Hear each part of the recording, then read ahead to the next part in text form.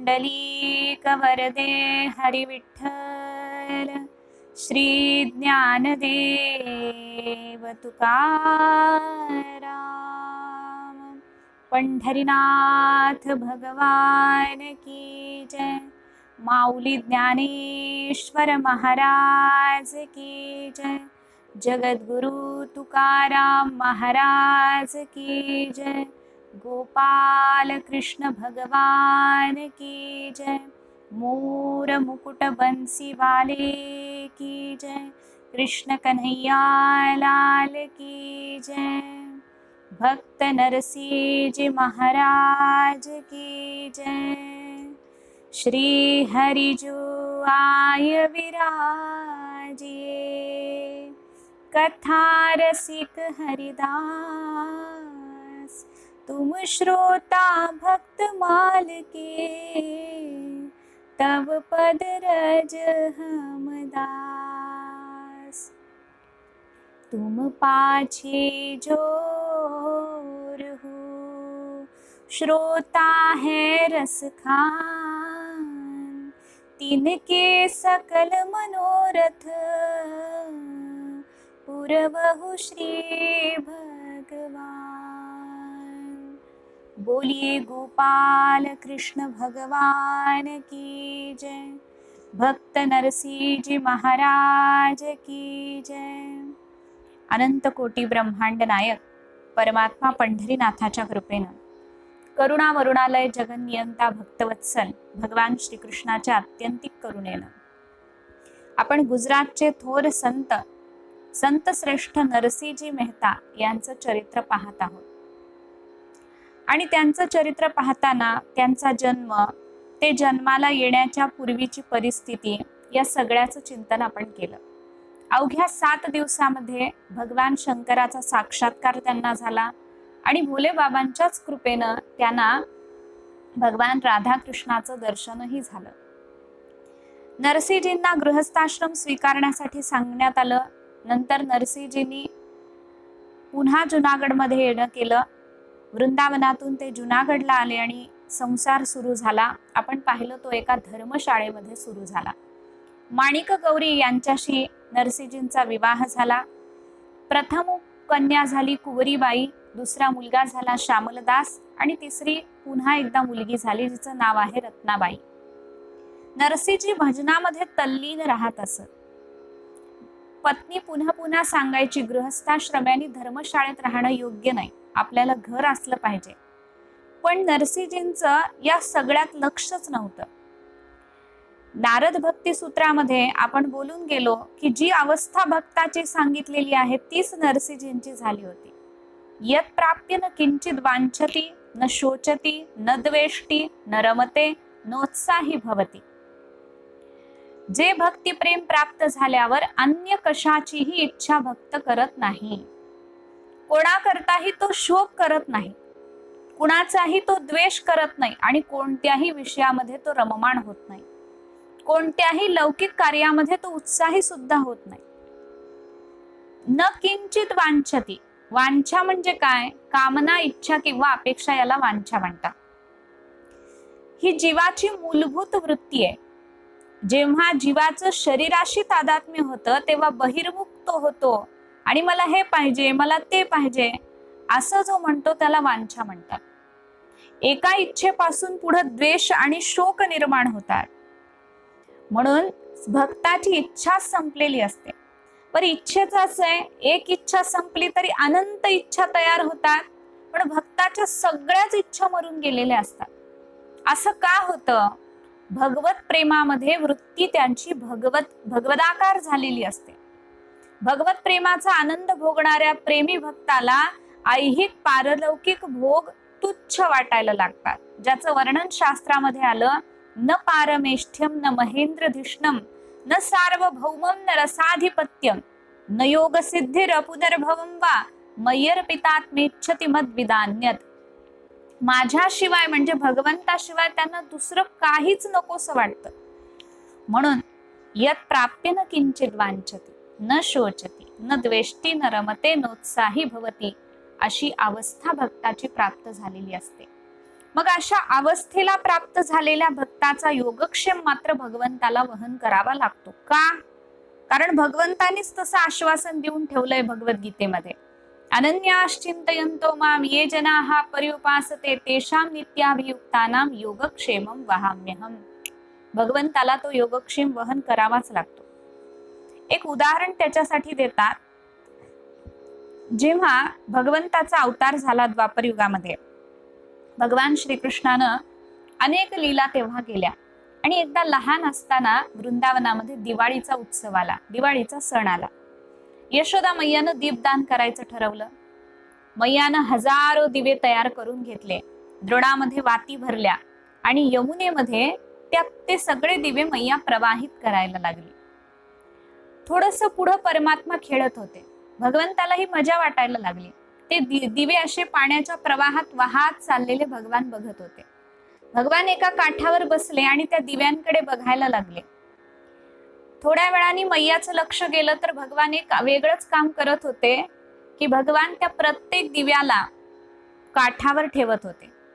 मैया प्रवाहित करत होती, भगवान उचलून दिव्याला काठावर ठेवत होते.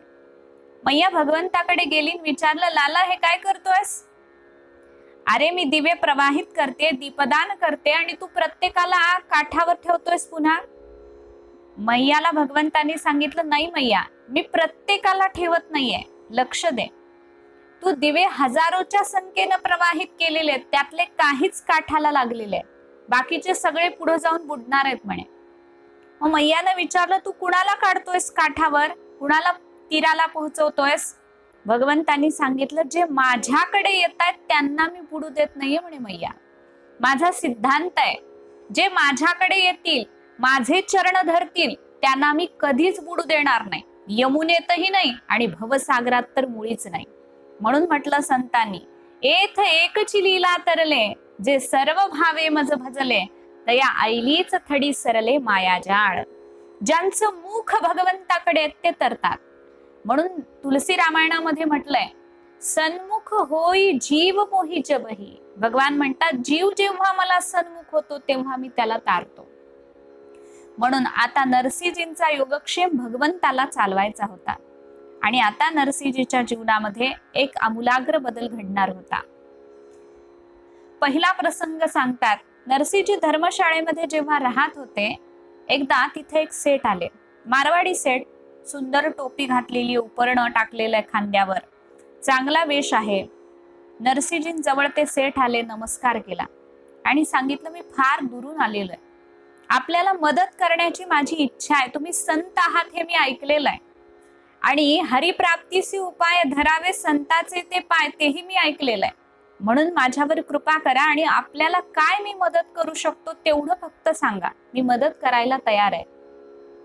तेव्हा नरसिंहजींनी सांगितलं, सेठजी, मी फक्त सावरिया सेठनच दिलेलं घेत असतो, मी फक्त त्यांनाच मागू शकतो, बाकी कुणाला मागू शकत नाही, कारण माझा सेठ म्हणजे माझा भगवान श्रीकृष्ण आहे. मग त्या सेठजींनी सांगितलं, मग असं समजा की सावरिया सेठनीच मला पाठवलंय. मग लगेच नरसिंहजींनी विचारलं, आपलं नाव काय? सेठनी सांगितलं, माझं नाव आहे अक्रूर. अक्रूर म्हटल्याबरोबर मग नरसिंहजींनी प्रणाम केला आणि मग अक्रूरजींनी सांगितलं, सांगा तुम्हाला काय काय अपेक्षित आहे? तुम्हाला घर तर मी देणारच आहे, पण आणखी काय तुम्हाला अपेक्षा आहे? तेव्हा नरसिंहजींनी सांगितलं, घर जर मला देणार असाल तर तुमची इच्छा, पण माझी इच्छा मी सांगतो, मला गोसेवेचं स्थान निर्माण करून द्या. अतिथी सेवा आणि संत सेवा जिथं होईल अशी स्थानं मला निर्माण करून द्या. आणि सर्वात महत्वाचं म्हणजे माझ्या भगवान श्रीकृष्णासाठी सुंदर मंदिर बनवून द्या. अक्रूरजी अतिशय प्रसन्न झाले. भक्ताला देण्यामध्ये त्यांना आनंद होणारच होता आणि मग त्यांनी ठरवलं की या सगळ्याची व्यवस्था करण्यात येईल. सुंदर घर बनवलं, अतिथी सेवा, संत सेवेसाठी वेगवेगळे प्रासाद बनवले, गोसेवा करण्यासाठी वेगळं स्थान बनवलं, सुंदर असं भगवंताचं मंदिर बनवलं आणि अक्रूरजींनी नरसिंहजींना 36 वर्ष पुरेल एवढं धान्य भरून दिलं. आता कसलीही कमतरता नव्हती, कसलाही अभाव नव्हता. संत सोमनाथ वरून द्वारकेला चालले की त्या सगळ्यांची सेवा नरसिंहजी करत असत. लावण्यापासून सगळी सेवा त्यांची नरसिंहजींकडून व्हायची. त्यांना गरम पाणी देणं, त्यांची राहण्याची व्यवस्था करणं, त्यांना भोजन देणं, सतत भंडारा, सतत अन्नदान नरसिंहजीकडे व्हायला लागलं. आणि खर्च करताना नरसिंहजी कसलाही विचार करत नसत. आनंद व्हायला लागला नरसिंहजींना. आपल्याकडून संत सेवा होती. मैं भी भूखा न रहू, साधू न भूखा जाय. नरसिंहजींनी ठरवलंच होतं. नरसिंहजींची वृत्ती इथपर्यंतच नव्हती की मैं भी भूखा न रहू, साधू न भूखा जाय. नरसिंहजींची वृत्ती त्याच्या पलीकडे पोहोचलेली होती. नरसिंहजी म्हणतात, मी उपाशी राहिलो तरी चालेल, पण साधूनी माझ्याकडून उपाशी जाऊ नये, एवढं भगवंतानी मला द्यावं. आणि आता सगळं काही आनंदात चाललेलं होतं. मोठी मुलगी जिचं नाव आहे कुवरीबाई, तिचं लग्नाचं वय आता झालं होतं. 9 वर्षाची ती झाली. पूर्वी लवकर लग्न करायचे. 9 वर्षाची ती झाली. अंजार नगरचे सेठ श्री रंगधर मेहता यांचा मुलगा होता वसंतराय. त्याच्याशी तिचा विवाह ठरवण्यात आला. त्यांचे पुरोहित जुनागडला आले. नरसिंहजींच्या मुलीचा पत्ता लागला आणि कुवरीबाईचा विवाह तिथंच ठरवण्यात आला. कुवरीबाईचा विवाह ठरला. लग्न खूप थाटामध्ये झालं, कारण कशाचीच कमतरता नव्हती, त्यामुळे लग्न थाटामध्ये झालं. पण पूर्वी असं असायचं, लग्न जरी झालं तरी पाठवणी मात्र शहाणी झाल्यावर व्हायची. मुलगी जेव्हा वयात यायची तेव्हा मुलीची पाठवणी केली जायची. त्यामुळं मुलीला तिथंच राहणं भाग होतं. आता पुन्हा ती मोठी झाली, शहाणी झाली, वयामध्ये आली. वयामध्ये आल्यानंतर तिची पाठवणी करायला मात्र आता नरसिंहजीकडे धन राहिलं नाही. कारण इतका जर खर्च रोज व्हायला लागला, कितीही साठा असला तरी कधी ना कधी तो संपतच असतो. किती मोठा साठा असला तरी. नरसिंहजी तर साधू सेवेमध्ये इतके रत झालेले, गोसेवेमध्ये रत झालेले की धनाचा अभाव झाला. पुन्हा घरातलं सामान विकून संत सेवा नरसिंहजी करत असत. कुणी दुःखी दिसला, कुणी दरिद्री दिसला की त्याला द्यायचं. रोज भंडारा, रोज अन्नदान. पुन्हा सांसारिक अभाव निर्माण झाला. आणि श्री रंगधर मेहत्याने सुनेला बोलवण्यासाठी पुरोहिताला पाठवलं. पूर्वी पुरोहितच हे सगळं काम करायचे. पुरोहित नरसिंहजीकडे आले आणि सांगितलं, मी मुलीला न्यायला आलोय तुमच्या. रंगधराने आपल्या सुनेला आणण्यासाठी म्हणून मला पाठवलेलं आहे. लवकर तिची पाठवणी करा. नरसिंहजींनी सांगितलं, आपण या गोष्टी उद्या बोलू. पुरोहिताला वाटलं हरकत नाही. पण नरसिंहजीकडे रोज पुरोहित जायचा. नरसिंहजी उद्या उद्या उद्या असंच म्हणायचे. माणिक गौरी नरसिंहजींची पत्नी, त्यांना मात्र चिंता लागली. पाठवणीला खर्च करावा लागेल, आपल्याकडे तर आता काहीच राहिलं नाही. ती एक दिवस नरसिंहजीकडे गेली. नरसिंहजींना सांगितलं, किती दिवस आपण उद्या उद्या म्हणणार, कधीतरी मुलीला पाठवावं लागेल, लोक काय म्हणतील, याकरता काहीतरी आपल्याला करावंच लागणार आहे, हे तुम्ही लक्षात घ्या. नरसिंहजींनी सांगितलं, आपण काय करणार, जे करणारा आहे तो देव आहे. करता करविता फक्त परमेश्वर आहे, आपण त्याच्यावर विश्वास ठेवायचा. आणखी काही दिवस गेले. आता मात्र एक दिवस पुरोहितांनी येऊन सांगितलं, काहीही झालं तरी उद्या मात्र मी मुलीला घेऊन जाणार आहे. उद्या पाठवणी तुम्हाला करावीच लागेल. आता नरसिंहजी थोडेसे चिंतित झाले. पाठवणी करायची असेल तर दागदागिने लागतील, वस्त्र आभूषण लागतील, रत्न मिठाई लागेल, सगळं लागेल. काय द्यावं आपण. म्हणे चिंता नको करायला, जे होईल ते होईल, भगवान बघून घे. मग पुन्हा माणिक गौरीनं सांगितलं, अहो उद्या मुलीला पाठवायचंय, काय करायचं आपण.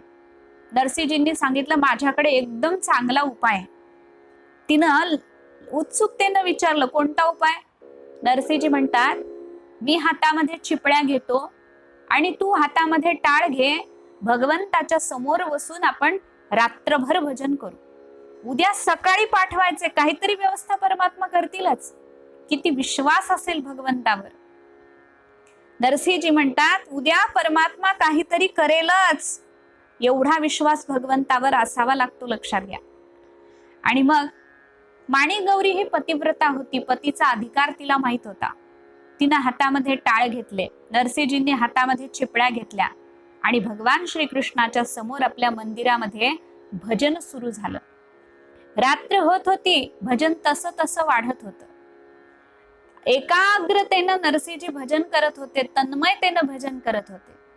हे गोपाल राधा कृष्ण गोविंद गोविंद, हे गोपाल राधा कृष्ण गोविंद गोविंद, कृष्ण गोविंद गोविंद कृष्ण गोविंद गोविंद, कृष्ण गोविंद गोविंद कृष्ण गोविंद गोविंद, हे गोपाल राधा कृष्ण गोविंद गोविंद, हे गोपाल हे गोविंद, हे गोपाल हे गोविंद, कृष्ण गोविंद गोविंद. भगवंताला अतिशय तन्मयतेनं अडवणं चालू होतं. रात्र संपली. रात्र संपल्याबरोबर माणिक गौरीला देहभान आलं, नरसिंहजींनाही देहभान आलं. आता मुलीला जाऊन सांगावं, आज तुझी पाठवणी आहे, अजून तर आपल्याकडे काही व्यवस्था नाहीये, पण आज पाठवणी आहे हे मुलीला सांगावं. म्हणून माणिक गौरी ते सांगण्यासाठी मंदिरातून उठली आणि आपल्या मुलीच्या कक्षामध्ये खोलीमध्ये गेली. जेव्हा माणिक गौरीनं खोलीचा दरवाजा उघडला तेव्हा कुवरीबाई नवरीसारखी तिथं बसलेली तिला दिसली. एकदम तयार झालेली, वस्त्र आभूषण सगळं घालून तयार झालेली कुवरीबाई तिला दिसली. माणिक गौरीच्या पायाखालची जमीनच सरकली. हे झालं कसं काय? हा चमत्कार कसा काय झाला? धावत धावत गेली, मुलीच्या मस्तकावर हात ठेवला आणि तिला विचारलं, अगं हे सगळं झालं कसं? हे रत्न आभूषण वस्त्र हे सगळं आलं कुठून? कुवरीबाई सांगायला लागली, आई, आपल्या वडिलांनी अनेकांवर उपकार करून ठेवले, म्हणून ती माणसं, ती चांगली माणसं आपल्यासाठी इथं प्रस्तुत होत आहे. माणिक गौरीनं विचारलं, म्हणजे?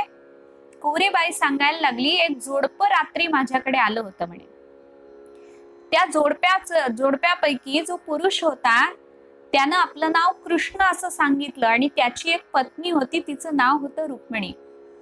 कृष्ण आणि रुक्मिणी दोघं जण माझ्याकडे आले. त्या जोडप्याने मला असं सांगितलं की आपल्या वडिलांनी त्यांच्यावर पूर्वी फार उपकार केलेले आहेत म्हणे. त्या उपकाराची परतफेड म्हणून काहीतरी सेवा मला द्या, असं त्या जोडप्याचं म्हणणं होतं. म्हणे आम्ही नरसिंहजीकडेच गेलो असतो, पण नरसिंहजी आमची सेवा स्वीकारणार नाहीत, म्हणून आम्ही तुझ्याकडे आलेलो आहोत. आणि माहितीये का आई, म्हणे त्या जोडप्यानी, त्यातला जो कृष्ण होता, त्यांनी मला ताई अशी हाक मारलीये आणि त्यांनी मला सांगितलं की तू माझी मोठी बहीण आहे, मी तुझा धाकटा भाऊ आहे असं समज, मी तुला जे काही देणार आहे तू स्वीकार. आई ते इतके प्रेमानं बोलत होते की मला त्यांना नाही म्हणवलं गेलं नाही, म्हणून ती वस्त्र, म्हणून ती आभूषण मी स्वीकारली. त्याच्या पत्नीनंच मला सजवलंय म्हणे. माणिक गौरीलाही वाटलं कुणीतरी असेल कृष्ण आणि रुक्मिणी, ज्यांच्यासाठी काहीतरी उपकार केले असतील आपल्या पतीनं, म्हणून हे सगळं झालंय.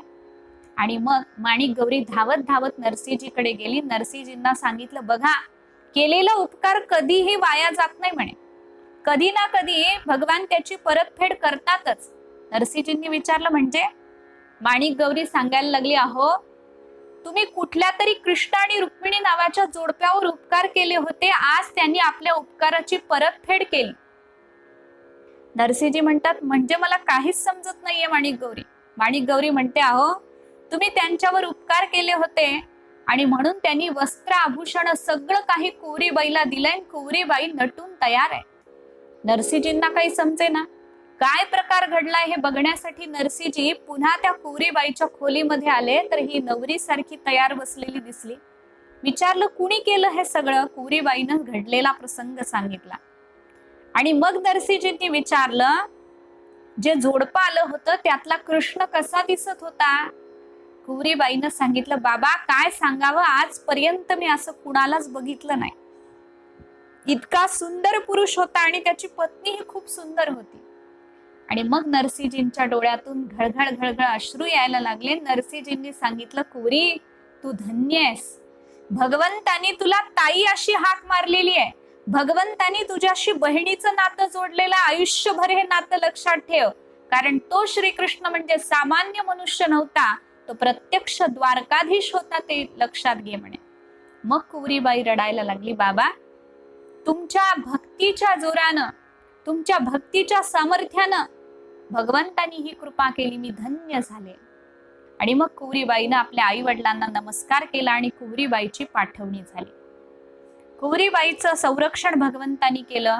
पुन्हा काही दिवस गेले. एक दिवस नरसीजी आपल्या घराच्या बाहेर भजन करत बसले होते आणि नरसीजींनी पाहिलं 16 अंध साधू प्रत्येक घरासमोर जातायत, भजन गातायत आणि त्यांना कुणीतरी काहीतरी आणून देतंय आणि त्यांच्यावर त्यांचा उदरनिर्वाह चालतोय.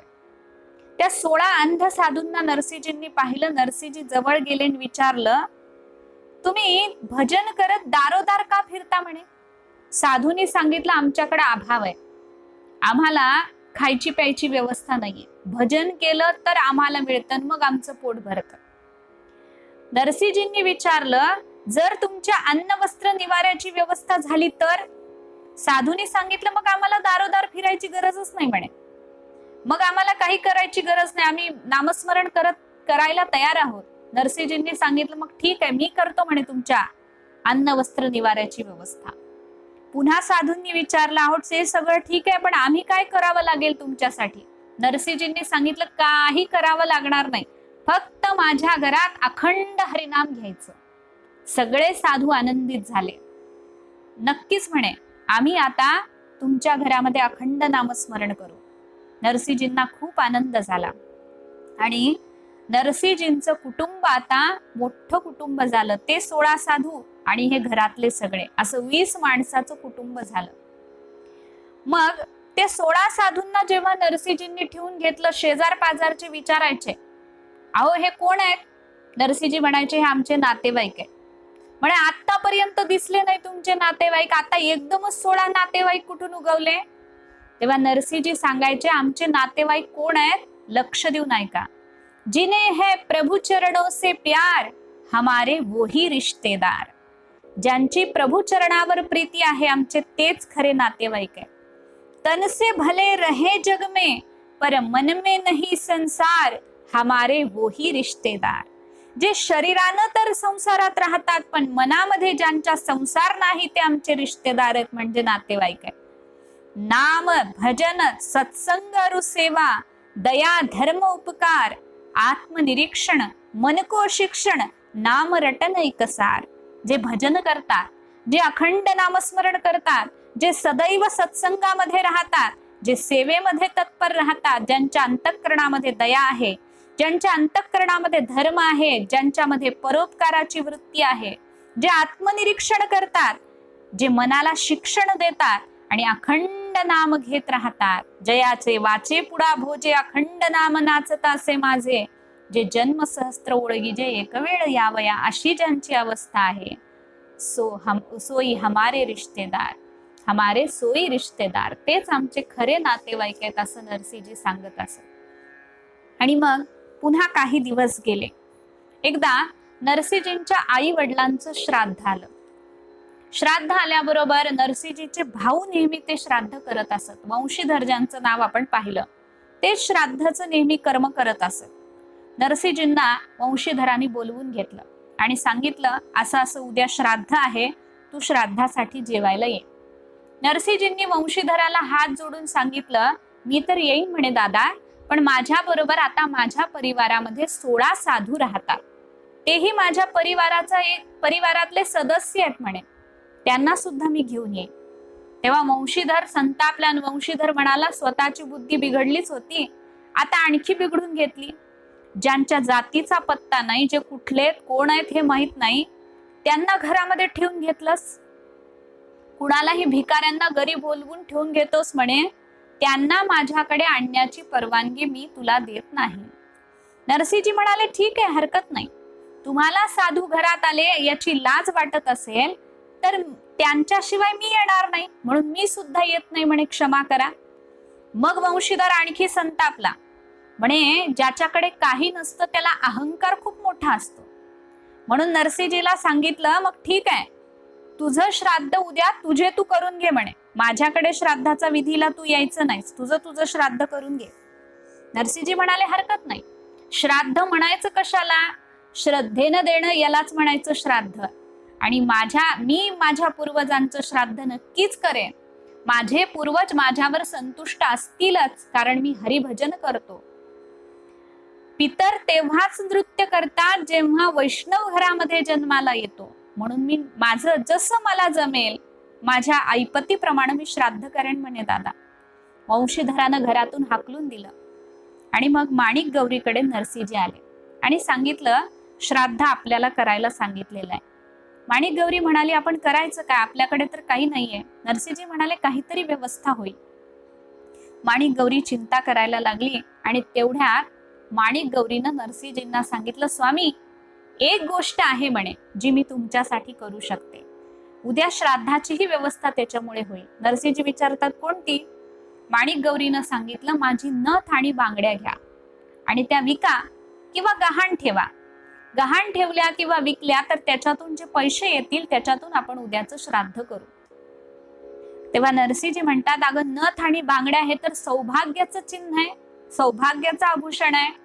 माणिक गौरीनं सांगितलं, माझं सौभाग्य तर तुम्ही आहात आणि भगवान श्रीकृष्ण आहेत, बाकी या सामान्य अलंकाराची मला गरज नाही म्हणे.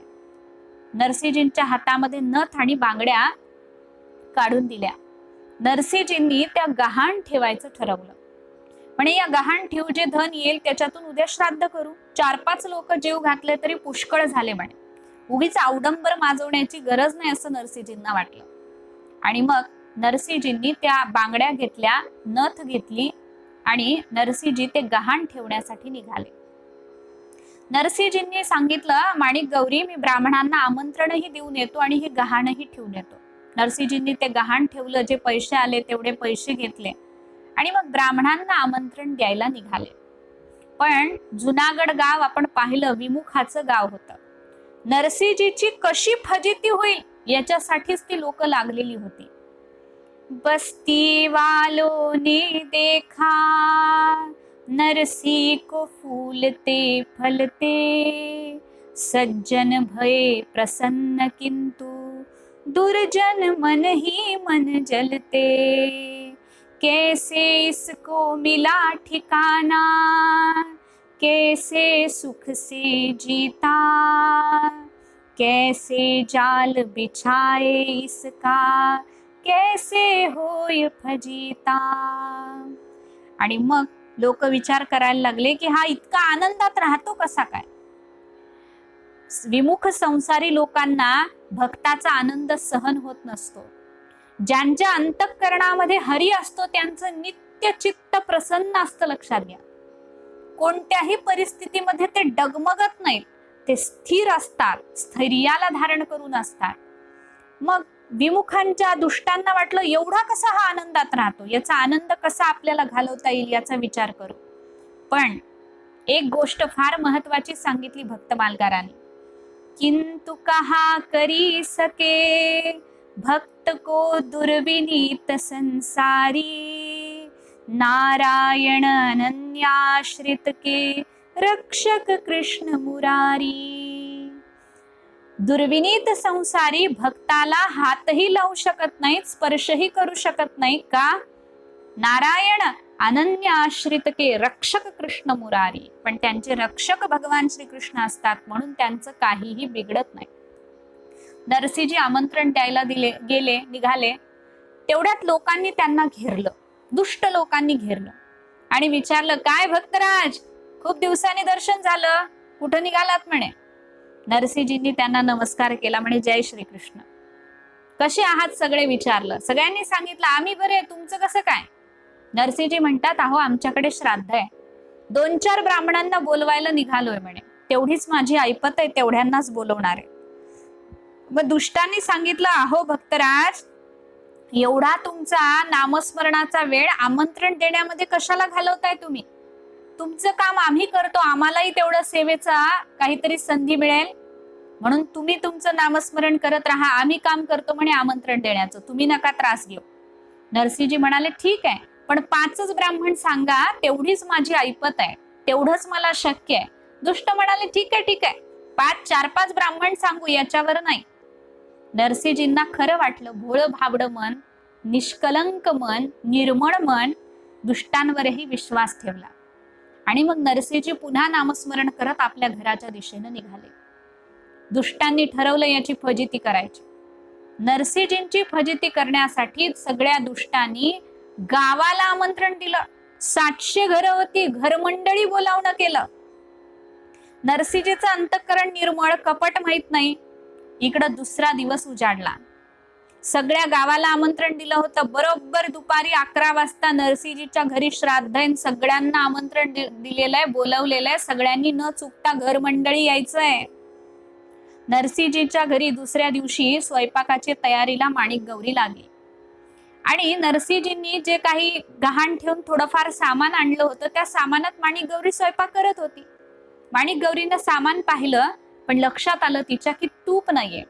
नरसिंहजींना सांगितलं की अहो तुम्ही तूप आणायचं विसरलाय, लवकर जावा आणि तुम्ही तूप घेऊन या. नरसिंहजी म्हणाले ठीक आहे. कटोरा हातामध्ये घेतला आणि तूप आणायला नरसिंहजी निघाले. एका दुकानदाराकडे आले. दुकानदाराला विचारलं थोडंसं तूप हवंय. दुकानदाराने विचारलं पैसे आहेत का? नरसिंहजींनी सांगितलं मी थोडे दिवसांनी पैसे देतो, आता माझ्याकडे नाहीयेत, पण मी तुम्हाला देतो. मग दुकानदाराने सांगितलं तुपात पाल पडली आहे म्हणे. दुसऱ्या दुकानदाराकडे गेले. दुसऱ्याने सांगितलं तूप संपलंय. तिसऱ्याकडे गेले. तिसऱ्याने सांगितलं आधी पैसे मग तूप मिळेल. कुठंच तूप मिळेना. शेवटी एक दुकानदार होता, त्या गरीब दुकानदार होता बिचारा. त्याच्याकडे नरसिंहजी गेले आणि सांगितलं अहो तुपाची आवश्यकता, आज माझ्या घरी श्राद्ध आहे. त्यांनी विचारलं पैसे आहेत का? नरसिंहजींनी सांगितलं पैसे नाहीत, पण मला तूप पाहिजे हो म्हणे. काही करा मला तूप द्या. दुकानदार भाविक होता. दुकानदारांनी सांगितलं ठीक आहे, पैसे नाहीत तर नाहीत, पण मला एक भजन ऐकवा म्हणे तुम्ही. नरसिंहजी म्हणाले तुम्ही जर तूप देणार असाल तर मी निश्चितच तुम्हाला भजन ऐकवेन. भजनाची माझ्याकडे काही कमतरता नाहीये. आणि मग नरसिंहजींनी भजन गायला सुरुवात केली. भजन गायलं आणि मग नरसिंहजी पुन्हा म्हणले अहो मग आता तूप द्या, भजन ऐकवलंय तुम्हाला. दुकानदारांनी सांगितलं अहो एवढ्यानी माझी काही भूक भागली नाही, आणखी एक भजन ऐकवा म्हणे. आणि मग आता नरसिंहजींनी भजन ऐकवायला सुरुवात केली. आणि नरसिंहजी भजनात हळूहळू हळूहळू तल्लीन व्हायला लागले. भजन सुरू झालं. राधे कृष्ण राधे कृष्ण राधे कृष्ण, राधे कृष्ण राधे कृष्ण राधे कृष्ण, राधे कृष्ण राधे कृष्ण राधे कृष्ण, राधे कृष्ण राधे कृष्ण राधे कृष्ण, राधे कृष्ण राधे कृष्ण राधे कृष्ण,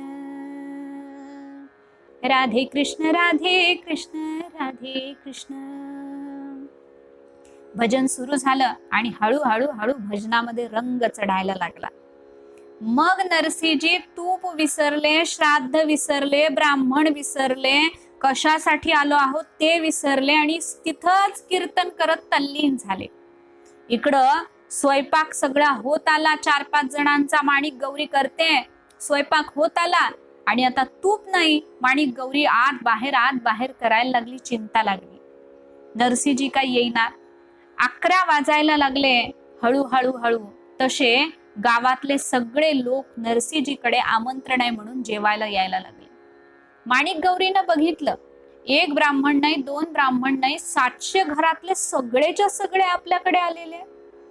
माणिक गौरीला काही समजेना, यांनी किती जणांना आमंत्रण दिलंय. स्वयंपाक तर 4 माणसाचा आपल्याकडे, काय करायचं. चिंतित झाली. खूप वेळ झालेला होता. माणिक गौरी विचार करते अजून नरसिंहजी कसे येत नाहीत, अजून नरसिंहजी कसे येत नाहीत. गावातले सगळे लोक जमल्याबरोबर चर्चा सुरू झाली. नाही तर स्वयंपाक दिसतोय ना, स्वयंपाकाची तयारी दिसते. बहुतेक नरसिंहजींनी आपल्याला फसवलेलं आहे. ब्राह्मण बोलायला लागले. काही ब्राह्मणांनी माणिक गौरीला विचारलं. माणिक गौरीनं सांगितलं क्षमा करा, ते येतच असतील म्हणे, थोडं थांबा. सगळं गाव जमा झालं आणि मग स्वयंपाकाची तयारीही दिसत नाही म्हणून ब्राह्मण संतापले. नरसिंहजींची निंदा करायला लागले.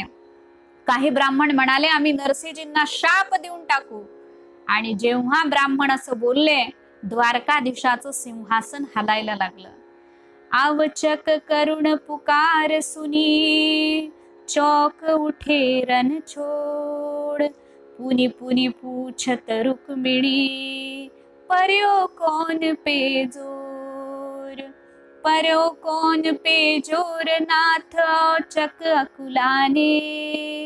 कौन भक्त पड़ भीर पड़ी, कौन विद धीर धराने।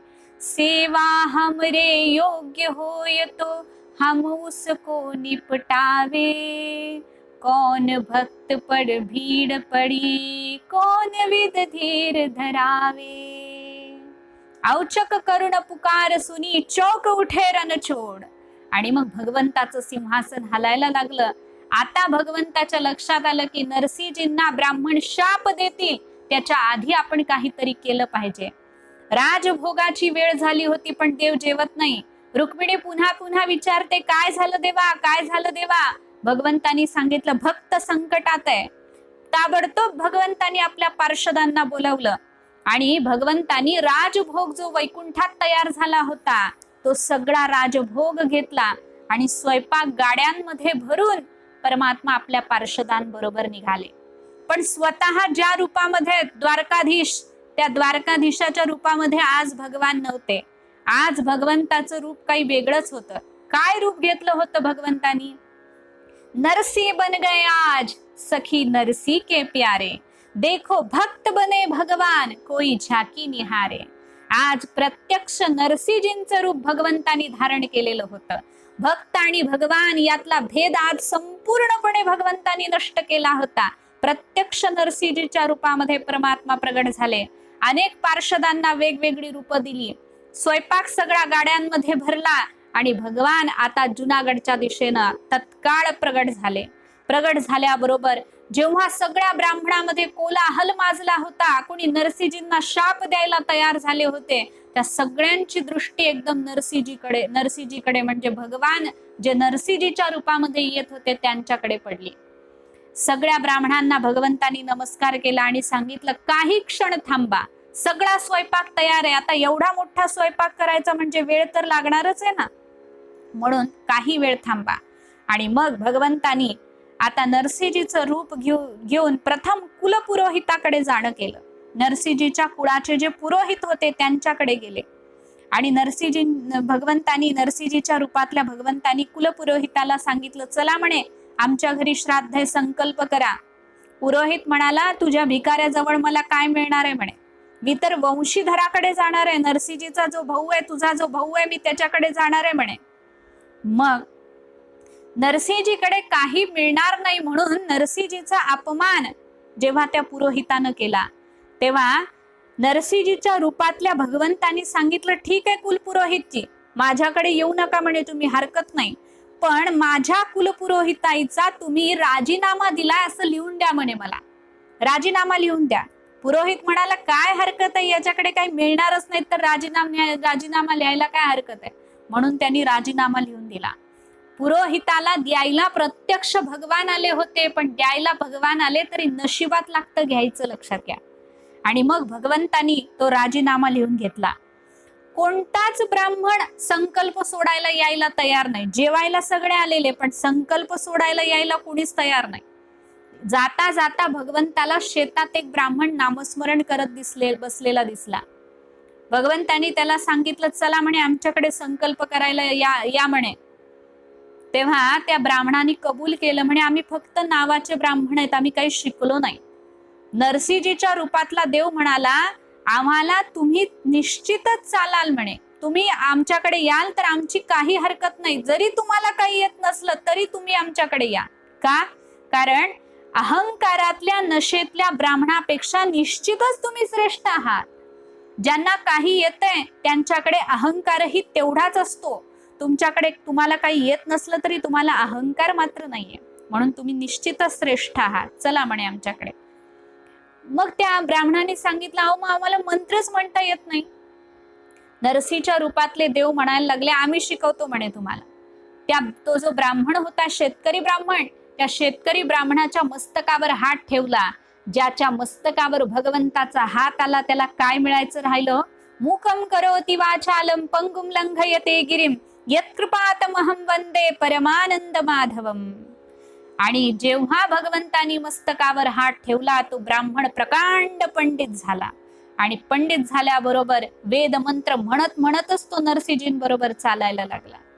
आणि मग नरसिंहजींनी म्हणजेच भगवंतानी, नरसिंहजीच्या रूपातल्या भगवंतानी त्या ब्राह्मणाला तिथं आणलं. सगळ्या आपल्या पार्षदांना सांगितलं जेवायला बसवा म्हणे. 700 कुटुंबातले ब्राह्मण आलेले आहेत, सगळ्यांना जेवायला बसवा. ले संकल्प प्रभूजी आपण गोत्र उच्चारे.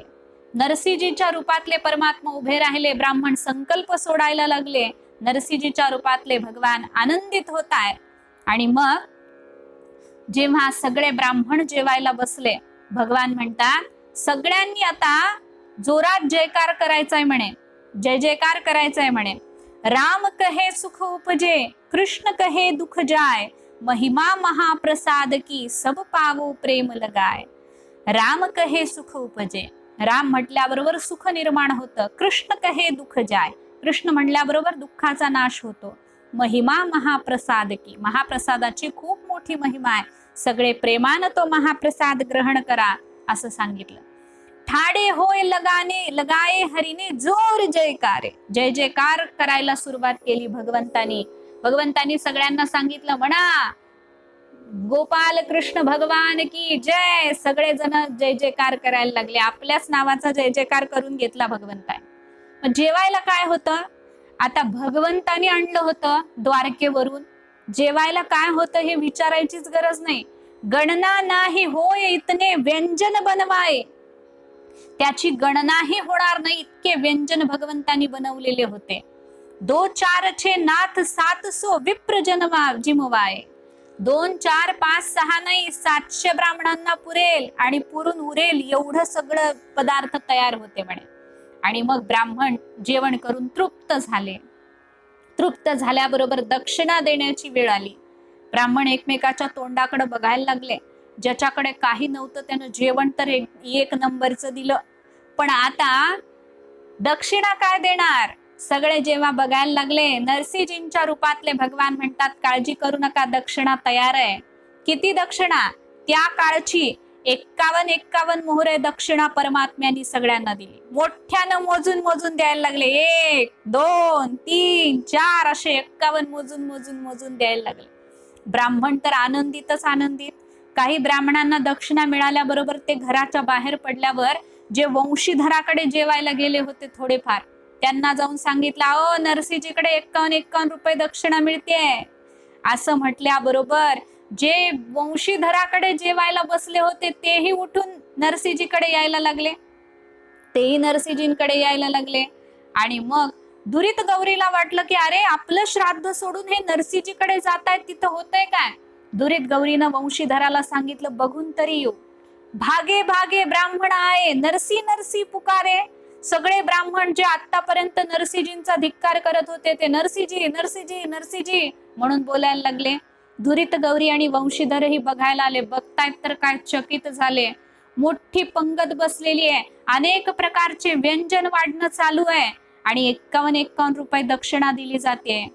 दुरित गौरीनं सांगितलं आपणही बसून घेऊ म्हणे, कारण एवढी दक्षिणा आपल्यालाही मिळून जाईल.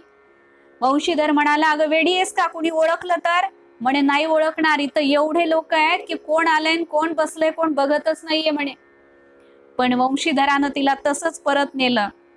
आणि मग असं करता करता ब्राह्मण सगळे संतुष्ट झाले आणि सगळ्या ब्राह्मणांनी नरसिंहजींना आशीर्वाद दिला. तुमचं कल्याण हो, तुम्हाला भरभराट प्राप्त हो. खूप मोठे आशीर्वाद नरसिंहजींना प्राप्त झाले. आणि नरसिंहजींच्या रूपातले भगवान अतिशय संतुष्ट झालेले. मग सगळे ब्राह्मण पुन्हा आपल्या घरी निघून गेल्यानंतर नरसिंहजींनी म्हणजे भगवंतानी उष्ट्या पत्रावळ्याही उचलल्या. माणिक गौरीला वाटलं मी काय स्वप्न बघते का काय होतंय. आमच्याकडे कालपर्यंत 4 लोकांना जीव घालावं एवढंही साधन संपत्ती नव्हती आणि आज सगळं गाव आमच्याकडे जेवलं जातंय. आणि एवढं माझ्या पतींनी आणलं कुठून आणि कसं आणलं असेल. तिला तर सगळा चमत्कारच वाटायला लागला. मग माणिक गौरी म्हणाली आता सगळं झालेलं आहे, पत्रावळ्याही उचलून झालेल्या आहेत, स्वामी आता आपण जेवण करून घेऊ. भगवान म्हणाले एक महत्वाचं काम राहिलंय म्हणे, तेवढं काम करतो आणि मग जेवायला येतो. आणि मग भगवान म्हणजे नरसिंहजीच्या रूपातले भगवान निघाले. कुठं निघाले. कंगन और नथ गिरवी से ठाकुरजी छुटवाए. जे बांगड्या आणि नथ गहाण ठेवली होती ते भगवंतांनी सोडवून आणलं, गहाण ठेवलेलं सोडवून आणलं. आणि मग माणिक गौरीला सांगायला लागले, आत्ताच्या आत्ता घाल, आत्ताच्या आत्ता घाल. तिनं बांगड्या तर कशा तरी घातल्या, पण नथ घालण्यासाठी तिचा हात एवढा स्वच्छ नव्हता. तिनं सांगितलं, थांबा म्हणे स्वामी, मी हात धुवून येते आणि मग घालते. तेव्हा भगवान म्हणाले, नाही नाही, घाल घाल. आता तिला वाटतं आपला नवराच आपल्याशी बोलतोय, तिला काय माहिती बिचारीला हा भगवान आहे म्हणून. भगवान म्हणाले, नाही नाही, मी हाताने घालतो. म्हणून भगवंतानी स्वतः माणिक गौरीला आपल्या हाताने नथ घातली. आणि मग जेव्हा भगवंताचा स्पर्श झाला, स्पर्श 3 प्रकारचे असतात. एक आहे प्रभू स्पर्श, दुसरा आहे संत स्पर्श आणि तिसरा आहे विषय स्पर्श. विषय स्पर्श हा घात करणारा असतो. ध्यायतो विषयान पुंसः संगस्तेषु उपजायते, संगात संजायते कामः, कामात क्रोधो विजायते, क्रोधात भवति सम्मोहो, सम्मोहात स्मृती विभ्रमः, स्मृती भ्रंशात बुद्धिनाशो, बुद्धिनाशात प्रणश्यति. म्हणून विषय स्पर्श हा घात करणारा असतो. कुरंग मातंग पतंग मीना भृगाहता पंचभिरेव पंच, एकः प्रमादी सकथम न हन्यते यस्सेवते पंचभिरेव पंच. आणि विषय स्पर्श घात करणारा असून संत स्पर्श कसा असतो, म्हणजे संत स्पर्श हा कल्याणकारी असतो. जीवाचं कल्याण करण्याचं सामर्थ्य संत स्पर्शामध्ये असतं. आणि तिसरा आहे प्रभू स्पर्श.